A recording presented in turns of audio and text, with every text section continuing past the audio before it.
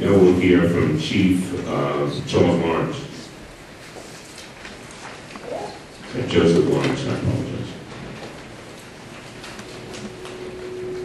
I would first like to thank the members of Congress for taking up this issue. I'm honored and privileged to be here with my fellow members of the public safety community. I realize there is controversy over gun control. However, the issue of what is known as straw purchase of firearms is an issue I think everyone can agree on. A brief description of Plymouth Township. It is a community of approximately 15,000 residents. During the day, the population swells to approximately 80,000 people. The community has residential, business, commercial, and industrial within its 9 square miles. The police department is allocated to operate with 46 officers. Currently, the department is down 6 police officers.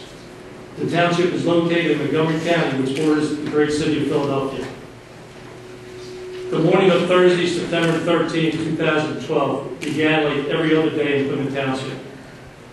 Members of the police department left their families at home and reported for duty at 7 a.m. with the expectation of returning home after the 12-hour shift. Officer Brad Fox was one of the 4 officers who came to work that day. He worked the shift with his K-9 partner, Nick.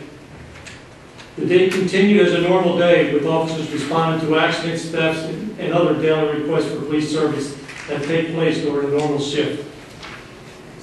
At 5:42 p.m., the so-called normal day changed, as did the lives of many. My officers were at the scene of a 3-vehicle accident when an Infiniti SUV decided they could not wait for traffic to clear and sped around the accident, nearly striking the officers. Officer Fox pursued the vehicle as it continued to recklessly travel through Plymouth Township, forcing other motorists off the roadway and eventually striking another vehicle, pinning the driver inside the car. The operator of the SUV, Andrew Thomas, exited the vehicle while it was still moving and fled on foot. The vehicle was later determined to be stolen, although at the time this information was not known to Officer Fox. Thomas fled on foot into an industrial area and along an elevated railroad track. The area was densely overgrown with vegetation that afforded a large area of cover and concealment to Thomas. The railroad tracks run parallel to a recreational bike trail. Officer Fox, with his K-9 partner Nick by his side, continued to pursue Thomas on foot. Thomas had not gone far and had taken up a concealed elevated position in the brush as Officer Fox and Nick followed on the recreational trail. Armed with a semi-automatic handgun, Thomas ambushed and fired multiple rounds at Officer Fox and Nick. Officer Fox was mortally wounded, and Nick was injured from the gunfire as well. This horrific crime took place on September 13, 2012, but actually began April 10, 2012. On that day, Michael Henry legally purchased a 9mm handgun. He then sold the same gun to Andrew Thomas. Thomas, who had a criminal record, was unable to legally purchase a handgun due to a felony conviction. We later learned that Thomas had Henry legally purchase a total of 9 guns for him. Thomas paid Henry anywhere from $300 to $600 for each gun.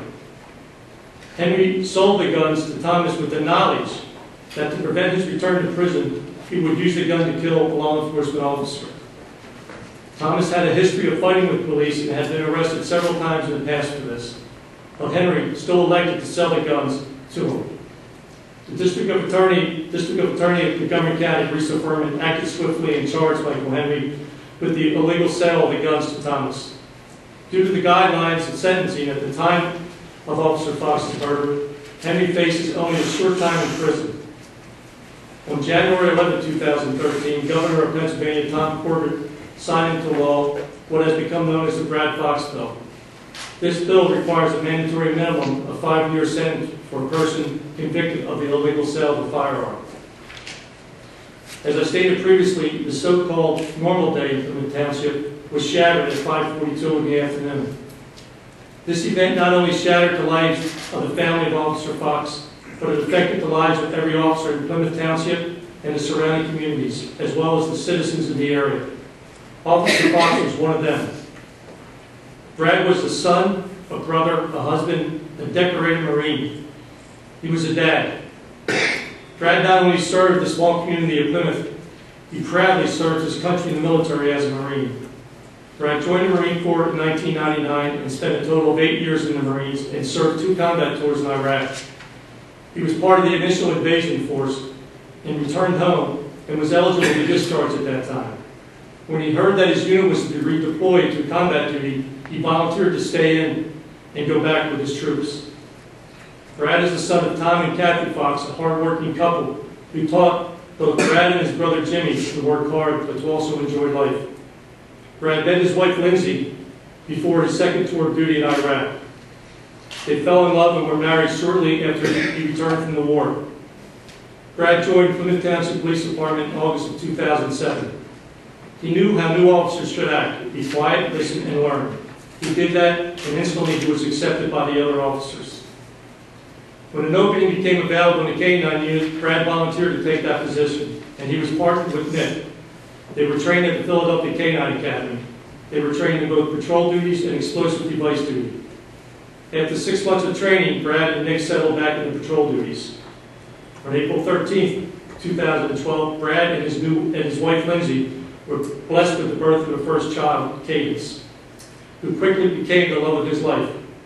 Brad was a gifted athlete who excelled at playing ice hockey. Brad was a star of the local league and was a fixture at many of the Philadelphia Flyers games.